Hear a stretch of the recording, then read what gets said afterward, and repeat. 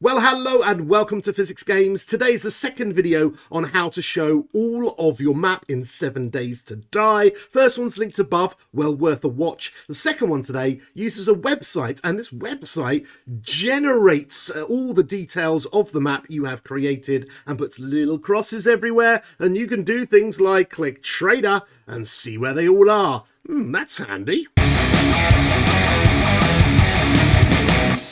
So here is the website, and you can get there with the URL below. That is kui.github.io/7dtd-map. And if you go there, this is what you see. And, well, what's going on here? Well, we have the 7 Days to Die map renderer for Alpha 20. And you can have lots of fun with this, get loads of information, and I'm going to guide you through the whole thing. Now, if you want to get started and have a mess, you can load the sample world pre-gen 6K. Of course, you can load that in yourself or any other different map. And you do that from your generated world folders or the bundled worlds that come with 7 Days to Die. And it gives you information here on how to find them. I'm going to show you that properly in a bit. Let's first load the sample data in, and it's loading all the different files in here. And you can see it adds the roads, it adds the prefabs, it adds all the different biomes here. And we have lots of information at the side. So things to change stuff, let's say, here with the buttons and sliders, and then all the prefabs listed down below. And it goes on and on and on all the way down. So first thing I generally do when I come in here, depending on my screen size, is to kind of zoom in a bit, just so I can have a bit more view of what's going on. Now, hopefully you'll kind of know where you're going to start, where you spawned, or what part of the map you want to be on. Let's say I spawned right here on this little corner here. I could click on that and it would put a little flag icon. And what that means is everything down here in the prefabs is all related to this point. This also helps if you're trying to find out, what's this prefab here? When you click on it, and the nearest one it will have there, that is Survivor Site 04. These, of course, are all the different things that I talk about when I go through every single POI. We're up to, as I make this video, somewhere in the 60s. I think there's about 400 POIs that we are going to go through over the next few years, but we're reviewing them all, so please hit like, comment, and subscribe, of course, for tons of videos like this. So once we've got a little flag and we're clicking around and we know what's going on, that's all fine and dandy. We can see that the snow's at the top and the desert's down here and the wastelands up there in the northwest, and we have lots of different things. So we can do a bit of a slider here, and this allows us to kind of like highlight what the biomes look like.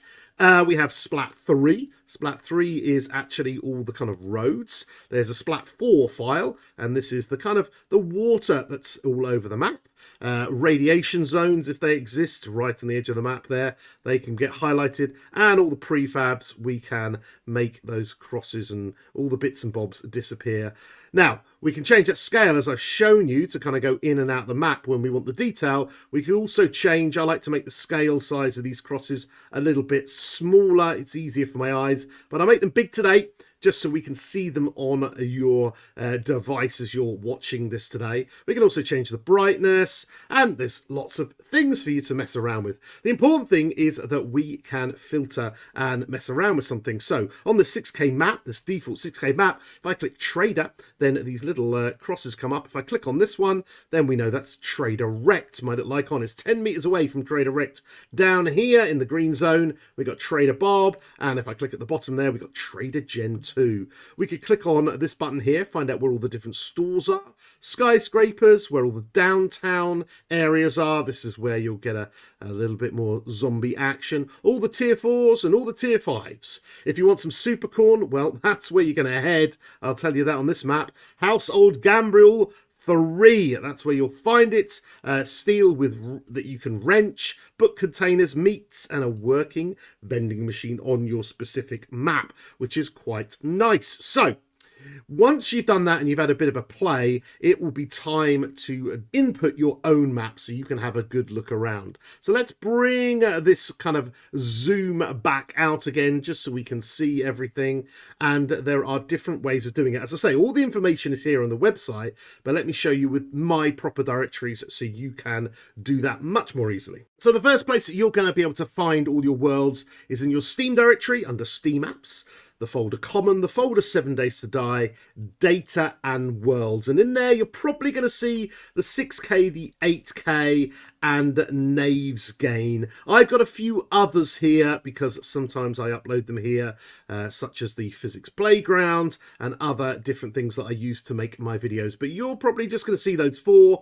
And of course, we've already shown you the 6K there. You could get into the 8K, and there's a whole bunch of files in there. There's all those things. There's the biomes information. There's this weird Splat 3 and Splat 4. There's a whole bunch of them, really. But that's okay because we're going to be able to use those and import them really easy. Now, the other place to find the maps that you've generated when you've generated them in 7 Days to Die, and here are all the crazy names that they've given them and all the ones that I've done, is in your percentage app data percentage folder, which is hidden away from you, and you need to learn how to get to that. So watch the video above, come back and click on that later, and that will show you how to do that as I've shown you in one of my other videos. And in your percentage app data percentage directory, there is a folder called Roaming, 7 Days to Die, and Generated Worlds. So here is the however you say it, mountains, my current kind of live streaming that I'm doing on YouTube. So if I want to have a look at these, let's have a look at these 2 directories here. We have very similar file systems, of course, in both. One is the 8K, one is my current playthrough. Let's try my little current playthrough, shall we? Now, you can download and open the files, but it's a wonderfully written website. All you have to do is highlight every file, and it doesn't matter if there's any other weird files there. It only reads the ones it wants. You grab those by holding left click, and you drag them over here. Now, let me just quickly move this so you can see that in action. Here it is, and it says drop world files and all the files it wants, and you can just about read at the bottom. The rest of the files are ignored. I let go of the left mouse button, and you can see up at the top here it's loading everything, and here is the map that I am using in my playthrough at the moment. There it is. It's just changed. So we've got 2 little bits. I'm living down here, and I know I'm heading to the snow zone, and all of this is undiscovered to me. So I'm not gonna look too much. I'm gonna click X's on here just to clear everything out. Here's everything that's available, and if I wanted Supercorn on this map, then I know that it's come a long way off. There's going to be some bits and bobs over there. Now, of course, you don't always want to know what's in your map. It's not cheating, but it's definitely giving yourself the heads up. But sometimes when you're in a big, long game, it's just useful to kind of work out, oh, yeah, which town's got my tier 5s? All right, I'm going to live in this one. Or where can I get that Supercorn? Or where can I find those book containers? Oh, they're everywhere. Why am I bothering using this? I don't think you'll find books everywhere, won't you? Maybe working vending machines is an issue for you, but in the end, that's what it's all about. You might even have a beautiful thing that you love to visit, and what you want to do is, if you know the name of this thing, you might want to put it in. So let's say if I put hotel in here, and I really wanted to get to Hotel 1 here, and I want to put hotel, let's say _01, then I have a look, and I see they're both down here. Oh, I love making a base in that place. So you want to head over there, and it helps you out. So lots of reasons why you might want to use this, but this is a fantastic tool to do so. And of course, you can also really zoom in. And if you really zoom in, then you can have a look at your little town. I would always bring my sign size down much smaller so I can actually see what the zoom has actually happened there. Where am I? Oh, over here, going down. This is the little town that I'm living in. There it is. And as you look around, you might know where you've created a base. Let's say I made a base here in Bungalow 07. And then you can go around and you can just have a click and get a feel for what's available. And of course, it's very useful if you're setting up like some kind of 7 Days to Die video online, maybe. But also, of course, you could find some interesting things. Look at this at the bottom, a little abandoned house. That might be your next adventure. Maybe up here, a survivor site. Anyway, it's a brilliant tool. I hope this has been useful. Please like, comment and subscribe. And thank you so much for watching. I'll see you soon. Goodbye.